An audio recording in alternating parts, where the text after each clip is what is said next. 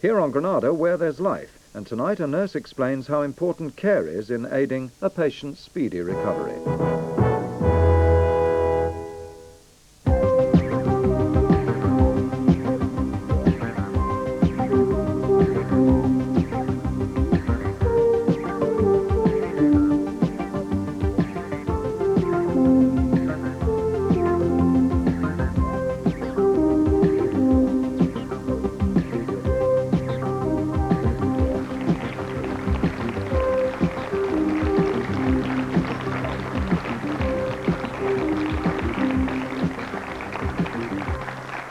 Hello and welcome to Where There's Life. Now, when we think about hospitals, we normally think of large, unfriendly places. But some people are trying to change all that. And tonight we're going to be taking a look at hospitals from all over the United Kingdom where caring is seen to be as important as curing. It's visiting time at Solihull Hospital, and Oliver is one of the few visitors who doesn't get lost. Oliver, an English setter, is part of a nationwide scheme called Patapet, where dogs visit people like Rita in hospitals. Elaine Jones is an unpaid volunteer. Dogs registered with Patapet are vetted for hygiene and obedience. The idea particularly benefits stroke victims like Rita, who keeps Oliver's photo by her bedside. Research shows that anyone who fondles a pet is less likely to have a heart attack. There was very, very little response from Rita at all until the first day I brought the dogs in. And it was so dramatic that staff were standing around with tears falling down their faces because poor old Rita, she's had a series of strokes. And we didn't know what she understood or what response we'd get at all. But as you can see, the response is just so dramatic. And she's improved in her daily life as well. It's not only long-term old patients that need friendly hospitals. All this expensive technology is necessary to keep newborn babies alive. I went to the premature baby unit at London's Hammersmith Hospital to see for myself how, for babies like Andrew, born 3 months early, hospitals could be more friendly. After a team of doctors and nurses went to Colombia in South America, doctors here bravely decided to take the babies out of these life-saving incubators and to let the heat from between the mother's breasts keep them warm.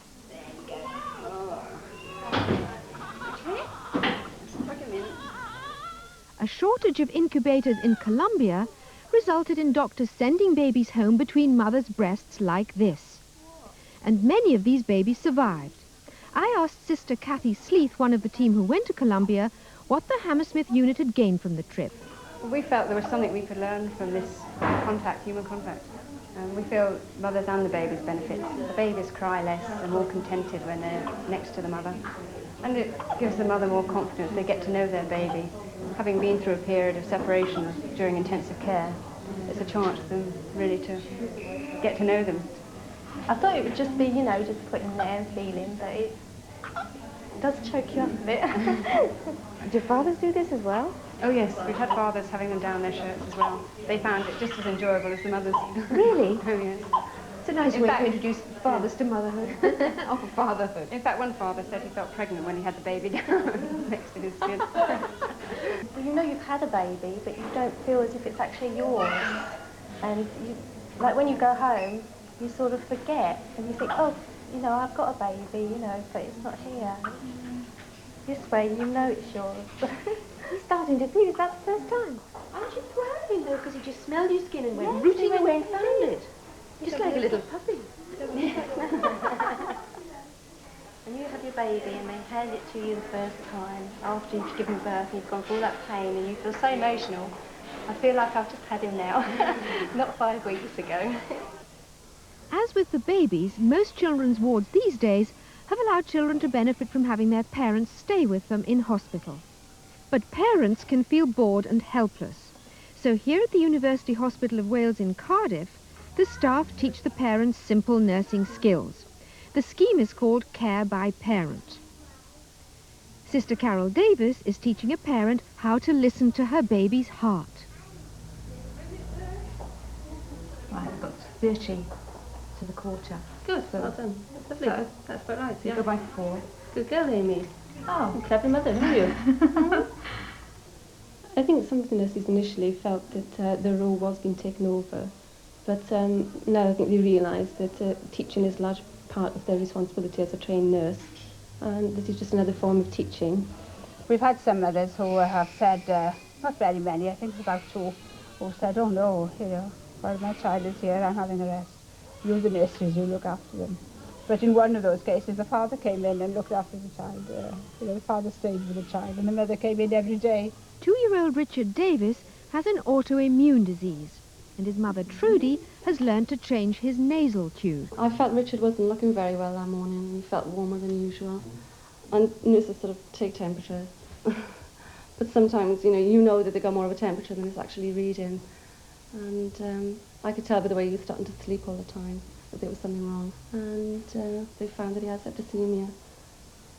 But I think because you know the child, you know when something is really wrong, when they really are ill. It's distressing for a child coming into hospital anyway. Obviously, if the mother can do most of the things for the children, then that's better. It isn't so frightening. And they're ill and they need comforting. The mother's the best comforter. I think also it gives the mother something to do while they're just sat here all day. And they don't have to keep sort of bothering the nurses and asking them for things all the time. They usually feel, oh, I can't do it, I couldn't do that to my child. But when they see all the time a nurse coming along to do it and their child crying, screaming and kicking, perhaps, they do take note that it might be better if they do it. And children usually take their medicines and take anything better from their parents than they do from nursing staff. The child benefits because especially if your child is a long-term patient, you keep that bond between you which you would lose otherwise. Also, they're not so distressed. You want to finish? No more, is your belly full? 4-year-old Marie-Anne Williams has laryngeal polyps, which means she has spent a great deal of her life in hospitals. Her mother, Jackie, has got quite used to getting little Marie-Anne to cough while she sucks out her tracheostomy tube. Thank you. Nice coffee. Marianne is more relaxed. She works better with me. We understand each other more. I mean, obviously the rapport is more intimate between mother and child, or dad and child. But I mean, Marianne realises what has to be done, and she just cooperates even though she is frightened, because she trusts you obviously as a parent, and therefore you get more done quicker. You weren't actually encouraged in our local hospital to become involved with Marianne's treatment. I think you felt very helpless. I think that's the hardest thing for a parent to come to terms with, is not actually being able to help. You have to sit back and let doctors and nurses carry on. Whereas when you're actually doing something, maybe it's minor, it doesn't matter, you actually feel like you're helping your child. It is better, much better. You don't feel so helpless. But it isn't only children who are overpowered by all the technology in hospitals. This woman, Joyce, has just come out of the operating theatre after a hysterectomy. When she comes round, she will probably be experiencing a great deal of pain. As part of research on post-operative pain relief at the Royal Free Hospital, pain therapist Ursula Fleming talks soothingly to Joyce as she comes round in the recovery room. Hello, Joyce. Are you awake? Can you hear me? Half of pain is fear of what it might become. And if you just concentrate on each sensation as it hits you, then you're okay. Feel the whole of your body going down to the bed with each breath out. It's good. Good girl. Good girl. You have pain, say, in the gut. You tend to isolate that and build a knot of tension around it, and you don't breathe anywhere near it, and you're holding it. If instead you let it go and you become aware not just of your gut, but of your hands, your arms, which are perfectly okay, then the pain is dispersed. It's as though your whole body takes it, not just that bit. Open your eyes, Joyce. Can you? Good girl. Open your eyes. That's it. Hello. Yeah. Good girl. It's all over. Yeah. And it's fine. It's good. Down the road at Charing Cross Hospital, heart consultant Peter Nixon is not just worried about what happens after cardiac surgery, but how he can teach patients to change the lifestyle that may have caused the heart attack in the first place. He uses uses a multidisciplinary medical team. First, the nurses teach relaxation skills and make sure the patients have a good sleep. Do you think that he's ready to come out sleeping and resting and actually look at the problems? Yes, I think he slept extremely well, and you say you feel well. Yes, and I feel a lot better for it, yes. Conventional medicine in hospitals such as this tends to be rather poor in information, communication and education. So I've tried to put together the technological side together with the teaching side. Whatever will enable the patient to respect his heart and improve it instead of just going madly out and tearing to bits with futile emotionality. Right. Defeating himself with tasks that are ill-considered. There's many times when I've been at loss. Frank Smith exhausted himself working nights as a cab driver and looking after his young son and his invalid wife during the day. Occupational therapists helped Frank change his lifestyle. Well, I've never, being a layman, had the knowledge to put this into practice. You've got the knowledge of London as a taxi driver. This is small by comparison. Yes. Now, Louise is going to be your trainer, and she's a very hard woman. She will give you hell if you shake to be a loser. And you've got no need to, because the family supports you. Everybody supports you. You need to make sure you can apply what you've learnt here with the nurses on the ward to what you do at home. Yes. So that you can adapt to cope with your life at home. The occupational therapist's task is to get the patient back to his milieu, fit and coping, and keeping his insides, his internal domestic housekeeping in a good order, so that he's not sick. So that requires the person to learn how to handle effort, handle activities, handle emotions, handle people, without getting sick himself. If you get run down again and let things pile up again, you're going to get ill again and not be helpful to your wife at home, because that's your main problem, isn't Yes, it? that I didn't appreciate. I can't help your wife's problems, but I can help you to deal with them. No, that's exactly, no, you So you can't. can phone me at any time and say, help, I'm getting really uptight, what should I do? I don't know what to do. I'm not managing, I'm not coping. Yes. Before you let yourself get ill again. When Mr. Smith is well enough, he can come and join outpatients at a dance session like this. Dance therapist Wolfgang Stanger voluntarily gives up his time to help people get rid of their tensions. We are learning here how to get over our inhibitions by making fools of ourselves with people we hardly know. After I'd been ill, I was creeping around like an old lady, and now I can go out and play tennis. Really? Oh, yes, And, I mean, without any fear. When I came out of hospital, I was frightened to go upstairs. I was frightened to do the housework. I didn't think I could stand and do the ironing for a couple of hours. I wouldn't lift my grandchildren up. You can do all that now? Oh, yeah. Dr. Nixon's patients get all the standard drugs and surgery that any hospital gives. But by treating the needs of the whole body and not just the heart that went wrong, he hopes to cure the cause as well as the symptoms.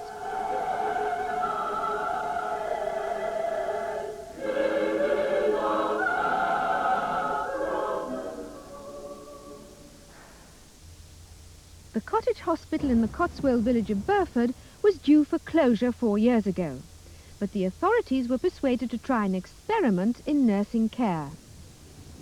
Whenever possible, patients carry on as if they're at home, making their own beds and enjoying flexible waking up times. Here we like it to be as much like home as possible, and for you to keep to your daily routine. What time do you like to get up in the morning? Downstairs by 7:30. By 7:30? Yes. And what time do you like to go to bed? About 8:30, 8:45. Okay. What else do you like to do? Well, I like watching the telly. Yes. Emmerdale Farm and all those sort of things I love. Fine. Well, yes, we can sort that out for you. Nurses, for 100 years have been used to being the boss. A nurse is either a battle axe or an angel. And many nurses find it quite difficult allowing patients to make choices because it does make work unpredictable. It's much easier to have a routine. At least it's more comfortable to have a routine. So it takes a while for nurses to get used to it. The success of Burford has meant that one ward in this large hospital in nearby Oxford has followed the same ideas. The nurses eat together with the patients. They don't wear uniforms, and rather than give orders, they encourage each patient to help themselves get better. Where do you think that leads us? They get thinner. That's the main thing. I think that's the point. Yes. Yeah. That if you can lose a little bit of weight, then you won't be putting so much strain on your knees. This is what I'm hoping to do anyway. Right. This is just grapeseed oil. Okay. All nurses practice hands-on care. How does that feel? Lovely. Good. And even when it comes to daily medicines, the nurse helps while the patient dispenses pills at their own pace. But more importantly, the nurse makes sure that the patient knows exactly what each pill does. On arrival in the hospital, each patient works out a care plan that is based on their abilities and needs rather than the convenience of the ward. Do you know what that one's for? That's water to reduce the fluid in my legs. Everybody knows, and they have known for generations, that care is just as effective, if not more effective, than cure.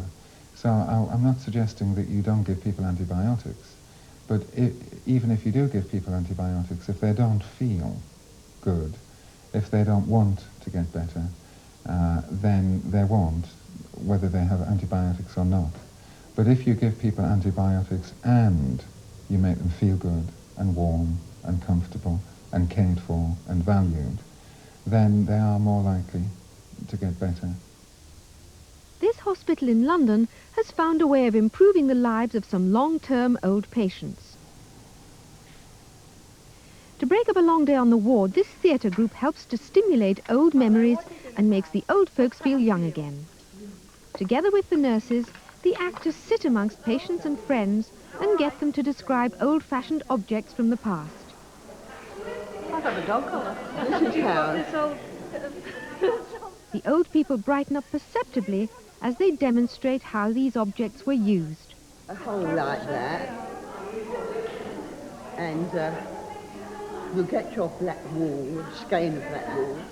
This is a long time ago, before Mum had any gas light. We had oil lamps, and she wouldn't leave the lamp at home for us when we were called in. She wouldn't leave it alight, so she used to leave a candle so that she could tell how long he stayed. Often it used to get blown out and lit again, because then she couldn't tell. But he's 83 and I'm 80. Yeah, so that's a long time ago since we were caught in. And we're still at it, aren't we, mate? Caught in, I mean. Oh, yeah. As the patients remember their youth, their confidence and self-respect return. Nurses discover hidden talent and strength in their patients, and patients make new friends.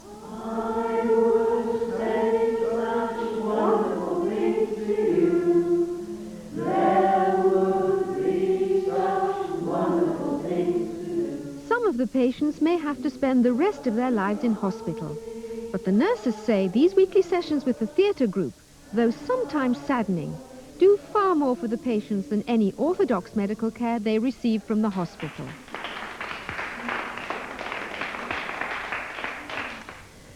Alison, you're a nurse doing research into nursing methods. Now, do you think that hospitals have actually got it all wrong?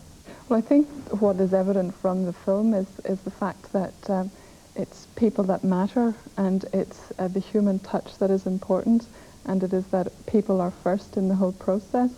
And I feel that if every patient going into every hospital in this country believed that they were the most important person in the whole process, that we would have a radical improvement in the recovery rate in many wards. And I believe that it's something that can be communicated at that level, that people matter. Do you think that nurses have an important role to play in this particular... Absolutely. How do they do it? Well, by virtue of the fact that nurses are with patients in very intimate situations, finding out information about them, which perhaps the person will not communicate to anyone but their spouse or their loved one. And I think that when you are in that position, you can either totally abuse that confidence, or you can help to encourage the person to relax, because they know that you're taking their side and that you are actually helping them on the process of recovery. How important do you think nursing is? in helping the patient to get better as part of that total treatment?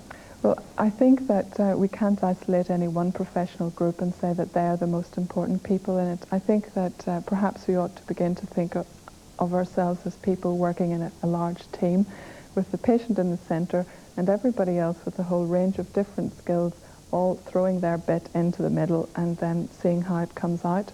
And I think that just as we've seen in some of the films where we get consultants working with physiotherapists and nurses and actually respecting the contribution that each person can make, then I think we can go a long way. Thanks very much. I'd like to know what the audience think about hospitals as we have them today. Do you think that they're too inhuman? Once when I was expecting my first baby, I was referred to as the breech in that bed because my son was breech, and 6 students were brought in to prod at me, and there was no consideration to me as Denise in that hospital. And I think that needs, research is something we've got to be careful of when you become the specimen in the bed. It wasn't explained, here are some students that would like to know about, our baby is breech. It wasn't explained like that. It was just that end of me, not me here. Mm-hmm. What did that make you feel? Like a body. Did it actually have an effect, do you think, on the way your labour went? There was a fear, and right up to the end they kept saying the baby's still breech. Watch out for that one. Not helping me to cope with if the baby was born breech, how I would handle it, what difference it would make. If it was dangerous. Nothing was explained to me. It was never explained. What are your memories of that labour? Do you have good memories or bad ones? Bad ones. Yet when my daughter was born, it was totally different. By then, the hospital had changed, the same hospital. But there was just a nurse with me. And she was friendly and she laughed with me and I was relaxed and it was a different thing altogether. Mm-hmm. Thank you very much. Now, Harvey, you're a consultant paediatrician. Do you think that because of the pressure on doctors and because of the large numbers of patients that have to go through hospitals, they're always going to be a bit inhuman? Well, there are always going to be some people who are a bit inhuman because that's the way they are and that's the way they're born. But what I think is that every single one of us working in a hospital has got to concentrate very hard on realising that we're actually there for people, we're not there for ourselves. That might just make us a bit more human. Well, doctors' main job is to cure. I mean, that's what they're trained to do. Do you think they have the time and the energy to be carers as well? Well, I'd like them to be both. I mean, sometimes the choice is put to you. What sort of doctor would you prefer? Would you like a surgeon who is incredibly skillful, will do the operation with a tremendous success rate, you're bound to get better, but he's an absolute pig of a man? Or would you prefer a chap who's terribly kind and thoughtful and helpful but doesn't know how to stitch up one bit of you to another bit, you see? And that's the choice that's often offered. Of course, it's not a real choice, because I would like people to take the best out of both of those, and there are some people who can do that, and they're special. Well, how do you think doctors should see patients? Because it's going to require a change in the way doctors look at patients now, isn't it? They're not just going to be a diagnosis, they've got to be a whole person. Well, that's right. You see, if you look at people as a disease or a diagnosis or a condition, you're attending to part of what they need, and you may well make their illness better, but you're not attending to everything that they need, which is to feel confident and complete and full and happy. And just to give you an example, I once looked after a little boy who was overweight and kept wetting himself. And so we gave him a diagnosis. You see, we said he was obese and incontinent, and we did urine tests and kidney x-rays, all sorts of things. And about the 3rd time he came, his mother said, "Oh, he's better, he's cured." All over. And I felt very proud of myself and made a little speech to her about this. And she said, "Oh, no, it's nothing to do with you, doctor. We discovered that his trousers were too tight. So we bought him a new pair of trousers and he was able to undo them in time." See? Well, the point of that is that if I'd actually thought of that little boy as a little boy with the problems that little boys have, we wouldn't have gone up the wrong alleyway. And I think that goes for patients in general. If you think of them that way, you approach them differently than if you think of them as the gallbladder or the breech. Right, now, this change has to come from somewhere. In natural childbirth, we actually thought, because Mum said we don't want to have our legs in stirrups anymore, we want to have a choice as to how we want to have the birth, and that's where the pressure came from. Now, where's the pressure going to have to come from to make our hospitals and doctors change? Well, I mean, there are a few people in hospitals who are full of imagination and vision, and they will push for things, but really I think the pressure comes from outside. Now, I've seen a lot of changes in 20 years. Lots of things have improved. But I think every one of those improvements has come because there's been a relentless hammering on our backs from the public, from our patients, saying, you know, you're not good at that. Do it differently. This is what we'd like. And some of what they say is nonsense, but a lot of what they say is right. And that pressure just has to go on and on and on until we either cave in or a totally different pressure group comes along and says the opposite. You know, something along those lines, I think. Well, that's a terrific note to end on. Don't forget that. People often know better than doctors. More power to the people, in fact. And that's the message we leave you with in this programme, because it's the last of the series. See you next year. Bye-bye.